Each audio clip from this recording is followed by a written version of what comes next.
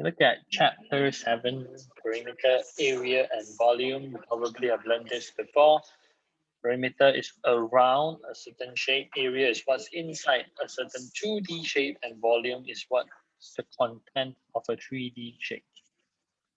Right? So it's easiest to use the example of a person running around as a form of perimeter. So if we look at this one here, and I have a person that is running, then the perimeter is fairly simple. Means this person starts running from here, you're going to run around the shape that is your perimeter. Same thing for square, also the perimeter is around the shape. This one, the perimeter is around the whole circle, but we do not call a perimeter for circles, we call them the circumference. Whereas area is like how many people can be inside the shape. How many people can be inside the shape? Okay, so this is the content for area. For example, like this area can put like 4 human beings, or this one can put 8 human beings, this one can put how many human beings. So it's the area is what's within, perimeter is the round. So this one for perimeter, you just have to imagine like the lines that have been drawn for you are running tracks. So this person have to run here, run here, run here, and run back. So that is your perimeter.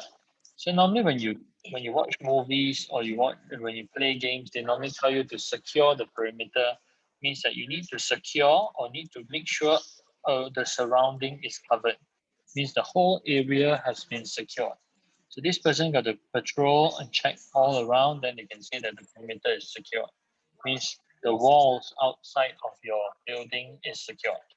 However, area is inside of the shape. So this one is, we see how many people we can put inside here. Maybe we can put a lot of people inside here. Maybe we can put 5 people or 6 people inside here. So this is the area, what's within a shape. Volume, however, is something that you have to use slight imagination to imagine the shape to be 3-dimensional. It means that it's not flat. There's a depth, there's a height, there's a width, or length, breadth, and height. So this one is how much we can put inside. So normally volume, if we use like water, the content for liquid, then we can see how much volume can occupy this particular space. So perimeter and area of 2-dimensional shape is fairly easy, but now instead of calculating for squares and rectangles, you need to calculate for different types of shape. For example, a quadrilateral with parallel sides, called rhombus, rectangle, parallelogram, is always base times height. This is easier to calculate this way rather than saying that the sides multiply each other. That is the basic ones. But this one here is any quadrilateral with parallel sides. Means this side and this side parallel, this side and this side parallel. So rhombus is a square just being pushed. So it's just a slanted square. So they're all parallel, so you can just use the base times the height. Same with rectangle, same with parallelogram. It must be all the sides parallel, then you can use this formula, base times height. Same thing for triangle, doesn't matter whether it's slanted, straight, or anything, it's half times base times height. Even for this type, but you need to find the height, not this slanted height, not this one here, the straight perpendicular height. So for triangles and quadrilaterals, you can use base times height, but for triangles, you need to use and divide it by 2. And then we have something called trapezium. This is something new. Perimeter for all the shapes are the same. Right? Mainly, you just need to calculate all the length and add them up together. Whatever black color line here you can see, you can just calculate and add them together. Make sure you start from one point, you go and move along, and then you add them all up together. Trapezium, however, is a slightly new shape that you need to learn. That is this formula: half multiplied by a, the top, which is the parallel sides, a plus b, then multiplied by height. So it's half a plus b times height. Don't look at this one. This one is the more common formula. Half a plus b times c. If you look at other shapes that are 2-dimensional, like a kite, a regular hexagon, irregular pentagon, you can actually calculate the area. Perimeter is easy, just calculate what's around. The area you can calculate by separating the shape. So for example, like a hexagon, you can cut it into two. You can see there are two trapeziums here. It's up to your creativity, how you want to cut it.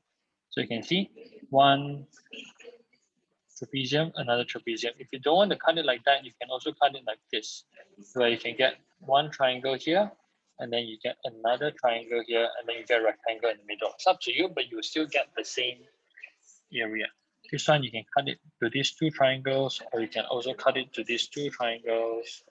It is solely up to you on how you want to do it, but make sure you can cover all area, and you're done.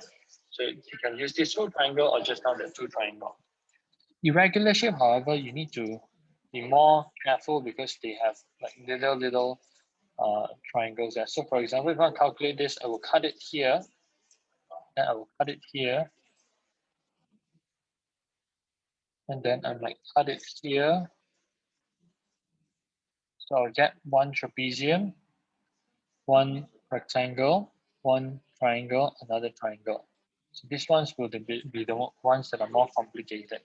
Right, so for area, we always write something square. Square centimeters, square meters, square kilometers. It's because this is the unit.